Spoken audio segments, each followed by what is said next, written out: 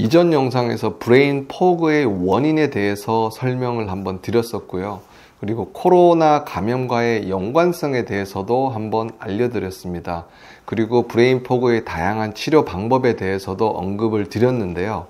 이번 영상에서는 이 브레인 포그 치료의 원리에 대해서 좀 자세히 설명을 드리고 일상생활 중에서 도움이 될 만한 내용을 중심으로 설명을 드려보겠습니다.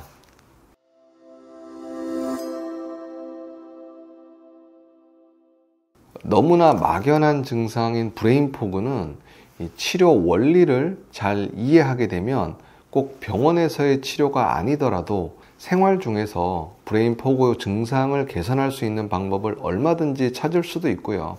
또는 브레인 포그를 악화시키는 습관이나 행동을 피할 수 있는 지혜도 가질 수 있는 계기가 될 수 있을 거라 생각합니다.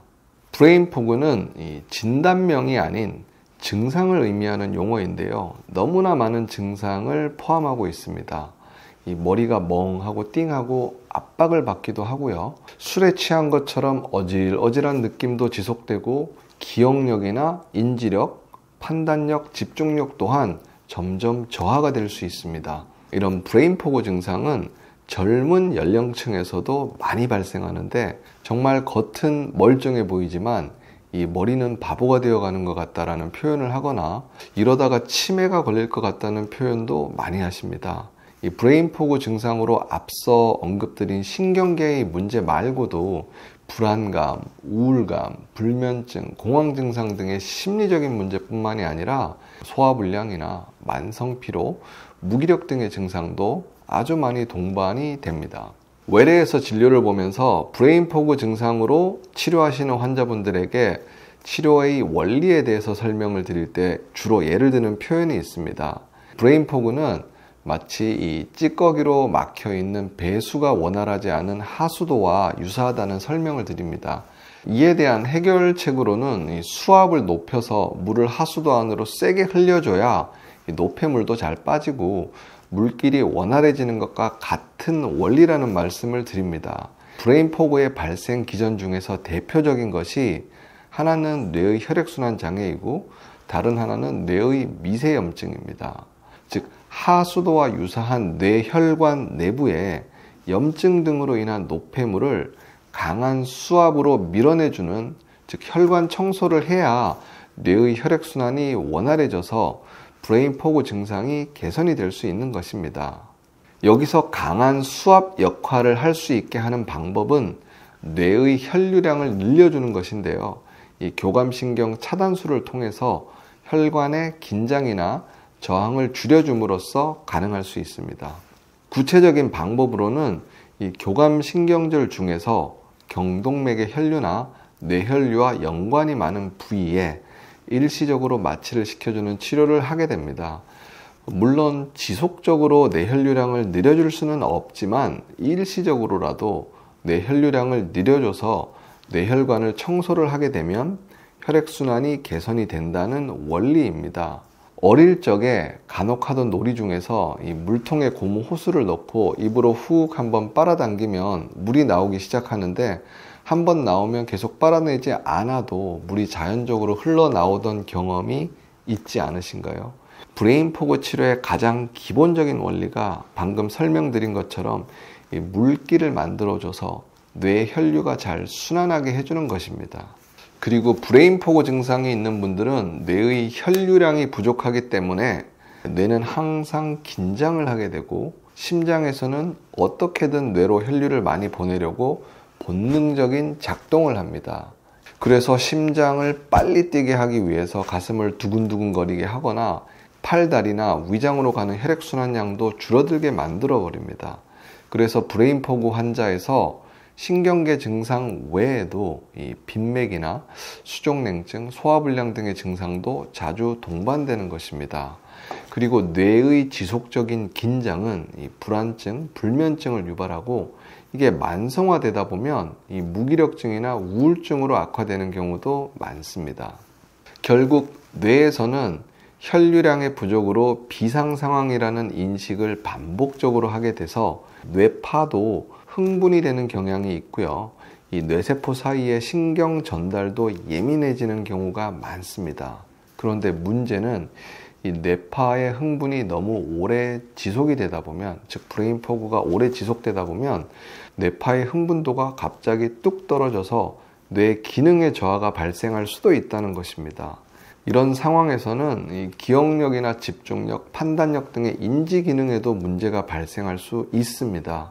그래서 뇌파의 흥분도 문제지만 더 큰 문제는 흥분이 갑자기 다운이 되면서 이 인지 기능이 떨어지는 경우인데요. 이런 경우가 증상도 훨씬 심하고 치료도 더 힘들어지는 경우가 많습니다. 브레인 포그 치료를 위해서는 뇌의 혈류를 개선시키는 치료와 함께 흥분 또는 저하된 뇌파 및 뇌 기능에 대한 치료가 필요한 경우가 많습니다. 저희 병원에서는 뇌 혈류를 선택적으로 증가시켜주는 자율신경 주사 치료와 함께 이 TMS라는 뇌 물리치료 방법을 병행하는 경우가 많이 있습니다. 다만 TMS를 할 때 흥분된 뇌를 안정시키는 모드로 해야 할지 또는 뇌 기능이 떨어져 있는 뇌를 자극하는 모드로 해야 할지는 환자마다 정말 제각각이고 그때그때 달라서 이 양날의 칼이 될 수도 있는 것 같습니다. 이 적시적소에 제대로 사용을 하면 주사치료의 효과를 배가시킬 수도 있지만 만약 안정을 시켜줘야 되는 상황에서 자극 모드의 치료를 하거나 이 자극을 줘야 하는 상황에서 억제 모드로 하게 되면 이 증상이 악화되는 경우가 있습니다. 그래서 환자의 현재 증상뿐만이 아니라 이 브레인 포그가 어떤 형태로 시작이 되어서 어떤 경우에 악화가 되는지 그리고 현재의 인지 기능은 어느 정도인지를 이 종합적으로 판단을 해서 이 뇌 기능을 조절하는 물리치료 방법을 선택하는 것이 중요합니다. 일반적인 브레인 포그 증상의 시작점은 극심한 스트레스 후에 교감신경이 항진이 되면서 시작되는 경우가 많습니다. 이 교감신경의 항진은 뇌의 혈관을 긴장 또는 수축시키게 되고 동시에 뇌세포의 미세 염증성 변화를 유발해서 이 뇌혈관도 끈적끈적해지고 뇌혈관과 뇌세포 사이에 이 산소와 영양분의 공급도 저하를 받게 되는 상황을 만듭니다. 혈액순환이 원활해야 세포가 건강해진다는 자명한 진리가 브레인 포그에도 여지없이 적용되는 것입니다. 이런 발생 원리를 바탕으로 내가 일상생활 중에서 할 수 있는 것들은 무엇이 있을까라고 생각을 해볼 수 있는데요. 정답은 혈액순환을 좋게 해주는 것과 정신적인 긴장을 줄여주는 것이라고 할 수 있습니다. 우선 혈액순환 개선은 저희 채널에 따라해 보세요에서 말씀드린 림프 마사지, 발 마사지, 냉온욕 세 가지를 생활해 보시면 도움이 되는 경우가 많습니다. 그리고 충분한 수분 섭취도 아주 중요합니다. 간혹 식은땀을 많이 흘리거나 탈수가 된 상황에서 브레인 포그가 악화가 되는 경우도 많은 게 바로 이런 이유 때문입니다. 그리고 브레인 포그 증상 중에서 어지럼증이나 현기증이 있는 분들은 이 냉온욕은 정말 주의해서 하셔야 합니다. 간혹 기립성 저혈압이나 실신을 하시는 경우도 생길 수 있기 때문입니다. 두 번째로 긴장을 줄여주는 생활 습관으로는 복식 호흡이나 이전 영상에서 알려드린 뇌 피로를 풀어주는 세 가지 생활 습관도 한번 참조해 보시면 도움이 될 것 같습니다. 마지막으로 브레인 포그 환자분들이 치료 과정에 주의해야 할 것 한 가지만 알려드리겠습니다. 만성 피로 무기력 때문에 체력을 올리기 위해서 무리한 운동, 특히 근력 운동 등을 하는 경우가 있는데 이거는 피하는 것이 좋습니다.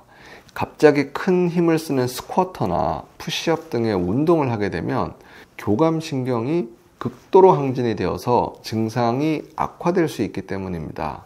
이런 상황은 다른 자율신경 실조증 증상에서도 마찬가지로 적용되는 내용입니다.